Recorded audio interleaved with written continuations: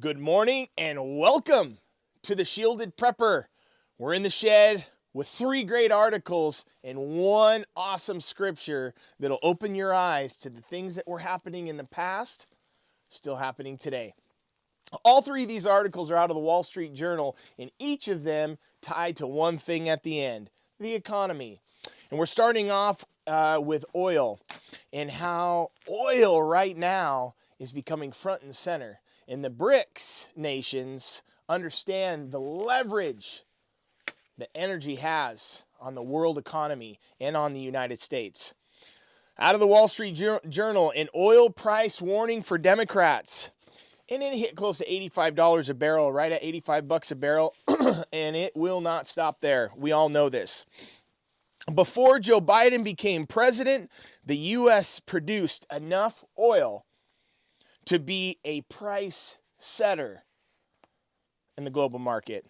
And Mr. Biden unleashed an assault after he entered office on U.S. fossil fuel production that included permit delays and regulatory hostility and removed incentive for these oil companies to invest in more wells. We know this is happening. We all know this is going on.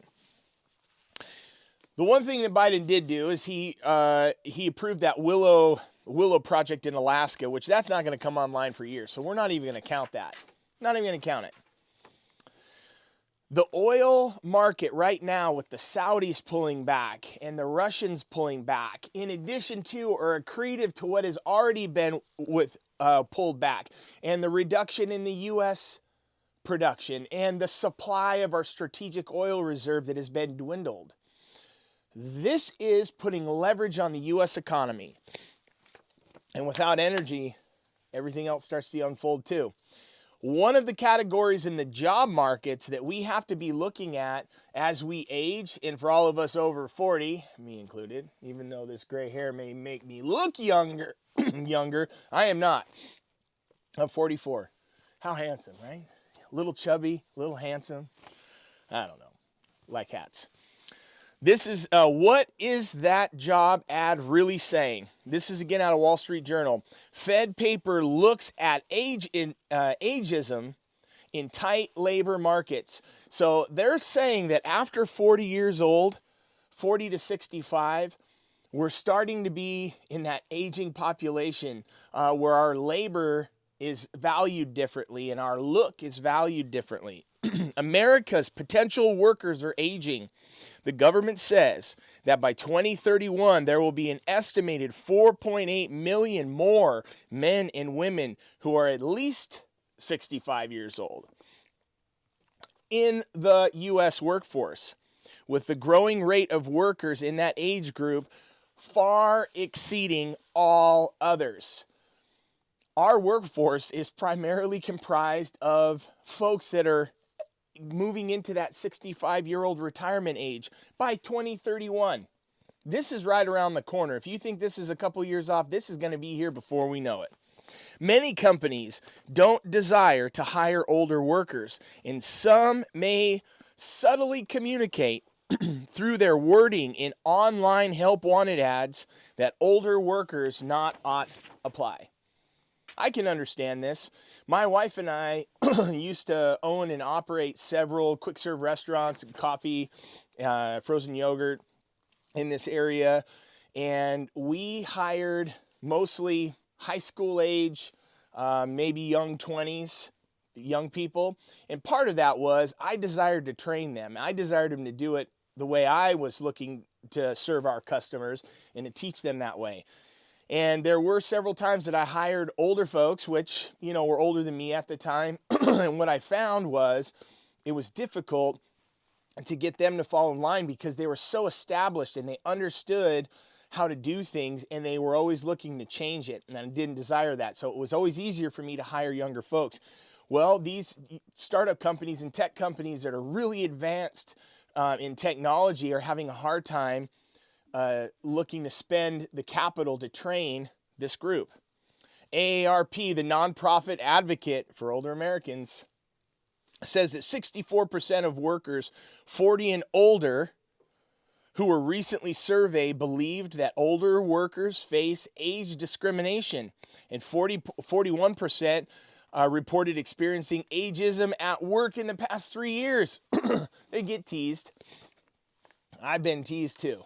You know what? We've all been teased. I hit a husky stage in the 2nd grade and never grew out of it.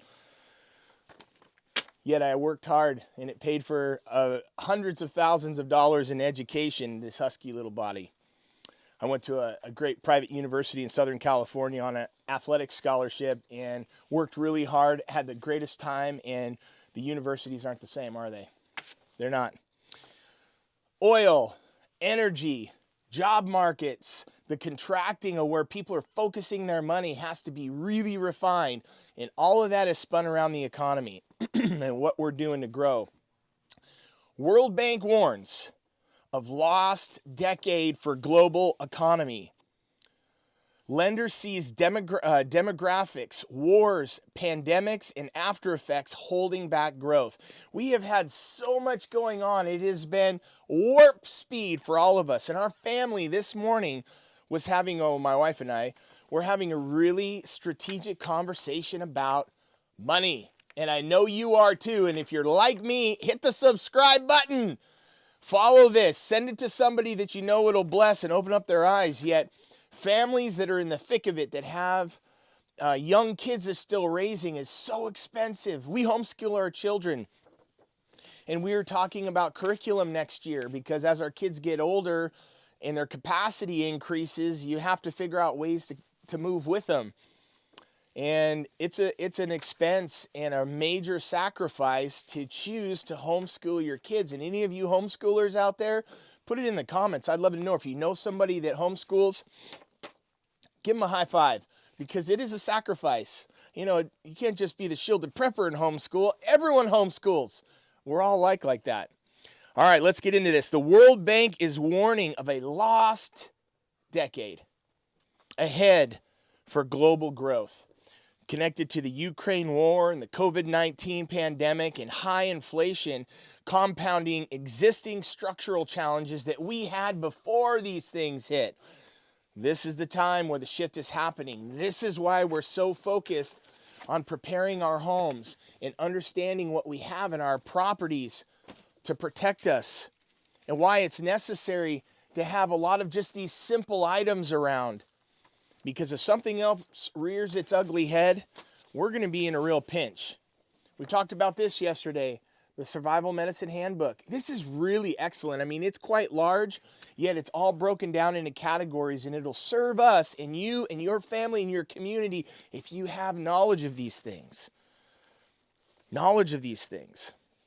Across the world, a structural growth slowdown is underway and is expected to fall to a 3-decade low over the remainder of the 2020s.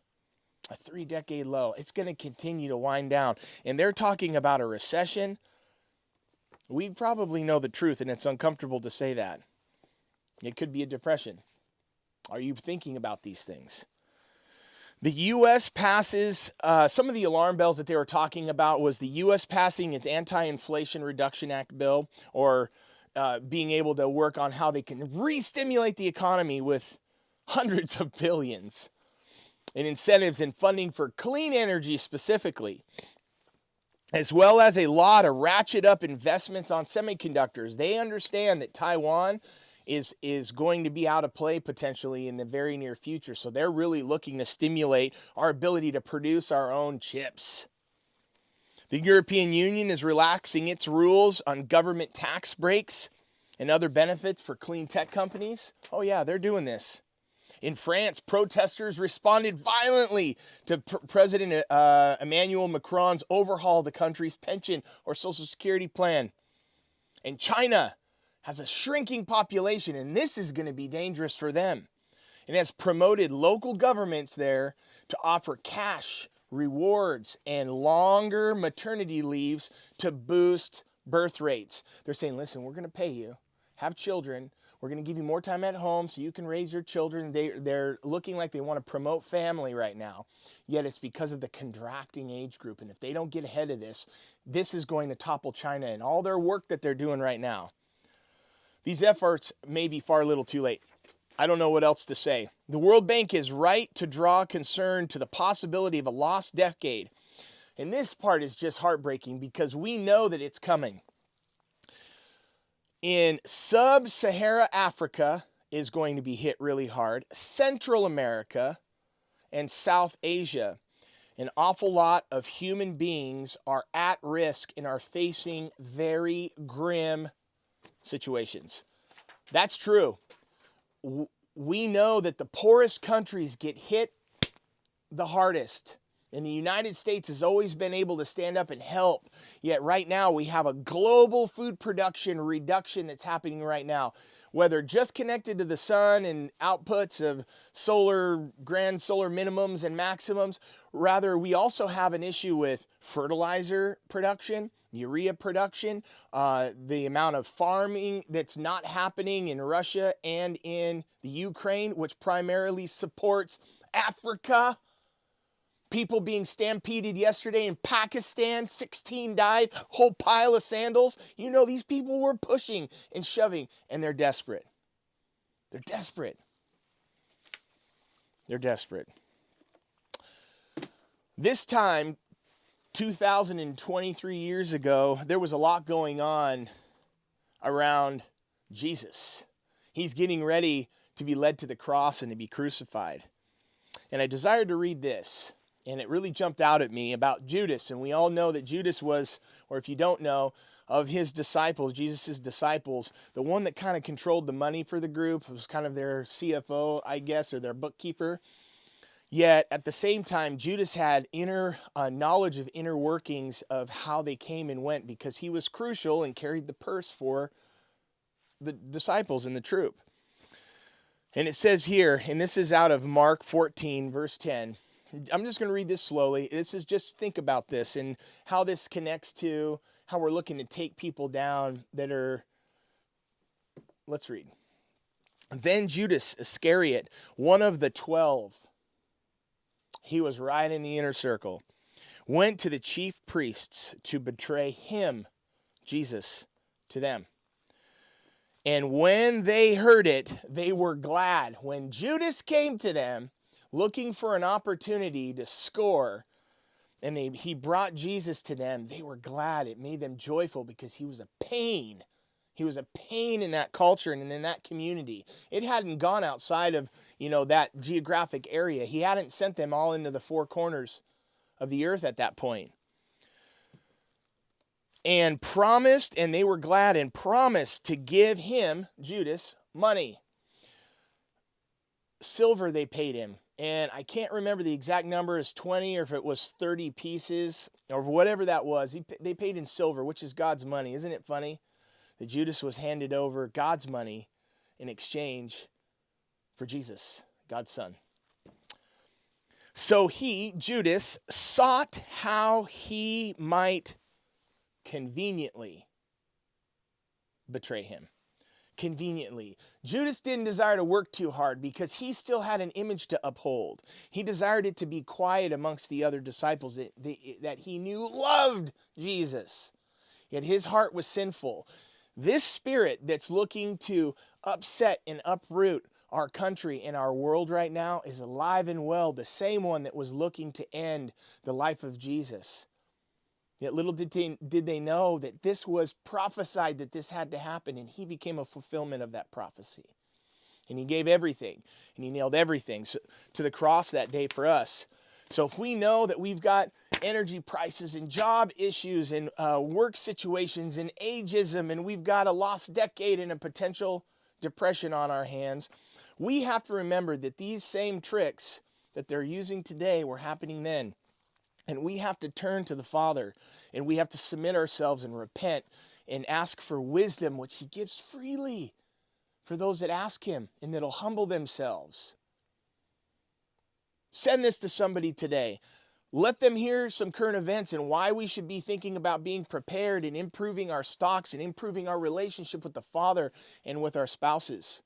For those of you who are married, I'm going to touch on this from time to time. Men, it starts with us. It starts with us. We can't expect our wives to change without us changing first. And even if that requires us to eat a big, nasty, muddy, humble pie. It starts with us. We are the husbands. Husbandry is providing and protecting for the things that you have in your possession now. And your children and your wife are not earthly possessions. They are a spiritual gift, and they're a gift to us. So let's uplift them. Appreciate you guys today. Have an awesome day, and I'll see you tomorrow morning. God's good. See ya.